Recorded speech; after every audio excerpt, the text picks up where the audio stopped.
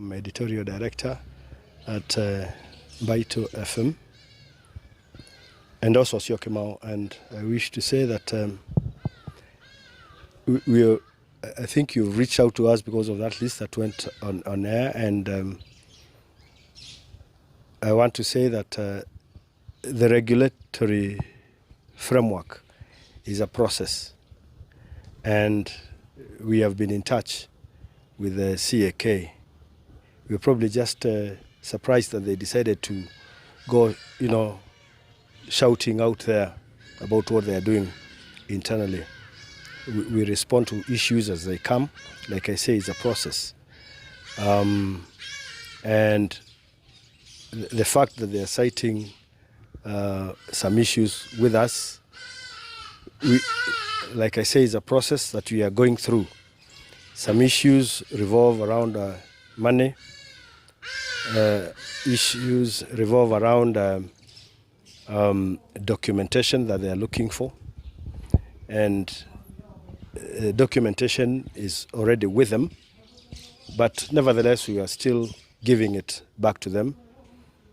A question of money is also getting sorted. I'm sure you know the framework that we are within, where money is increasingly getting scarce, yet we have obligations to meet, and so you have to keep asking whether you're going to pay staff, pay your rents, or pay CAK. But nevertheless, I think what is necessary, we see this as an attempt by CAK to enforce regulation. I think that's how I want to see it for the time being.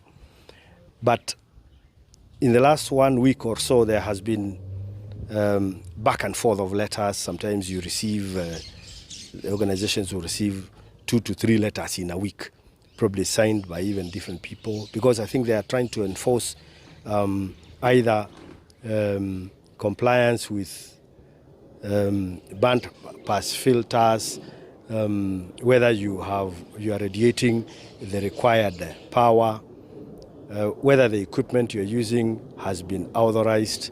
There's back and forth about it, and like I said, because it's an ongoing process, we are good to go. We are ready to engage throughout with CAK. What I think is a little worrying is that the industry concerns, there is a way within which you are not likely to continue doing your thing, especially as media, when the regulator is holding a mallet on your head. So we don't want to wail, but we'll cope with the situation. Maybe I need to add here that one of the reasons why we are where we are, especially as Mbaitu and Syokimau, is that it's a result of a framework that CAK has not been able to address. We work in an environment where our competition, they all have 4 or 5 frequencies within the same geography we are operating. Syokimau has only 1 frequency. So in terms of revenue, you find they are constrained. Mbaitu has operated with 1 frequency for over 10 years. We just got 2 more the other day. But our competitors, even the ones who come a little late, they come with 4 frequencies to find they have a reach that we may not attain. And I think I should just throw this back to the regulator to make sure that the table is level, is a level playing field for all of us, so that we can engage. But even then, we still try to comply, even as Mbaitu with 3 frequencies, and we will be there. We're not giving up. Leo barua inapokuja, tukijibu tunasema tumetimiza mpaka hapa, na tunaendelea kutimiza zile sheria ambazo mnahitaji, na nafikiria kabla hizo siku kuisha pia tutakuwa tumetimiza siku zote tutakuwa tumetimiza mahitaji yote. We have engaged today.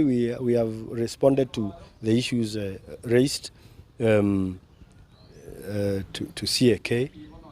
Yeah, and the 30-day framework is long enough for us. We just have done it, and we hope as we raise issues, because when we raise issues, they also come back and we sort them out. So that is what I don't think the only funny thing that has happened today is, and I guess this is why you are also speaking to us, is because of this advertisement, which was needless, because we are engaging with them.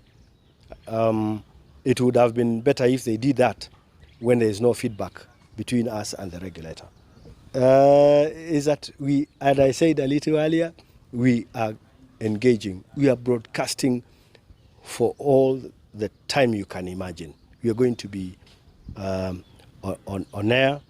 We believe, our resolve is we are there for the long haul, for the longest haul that you can imagine. We'll compete with our competitors.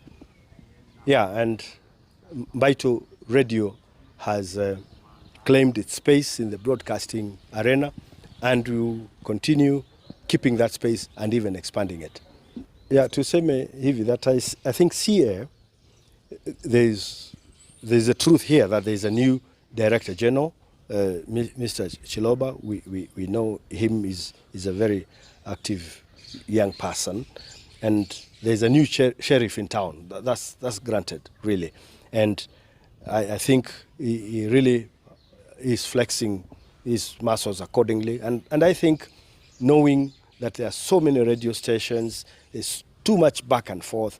Once in a while, these things, they're not so unwelcome in the industry, provided that whatever he does not threaten media houses to shrink the space of media freedom. Because when we look at this framework, in the background of an impending election, radio stations that have the threat of frequency withdrawal, that will collapse the media space that this country has come to attain over the years. And we hope that that is not one of the unstated one of the unstated objectives of the regulator. We hope it isn't. And because media will really not operate freely. You know, there are so many things that will determine how we exercise our freedom. And when the regulator has a machete over your neck or an axe over your neck all the time, then you are very unlikely going to do what you ought to do all the time.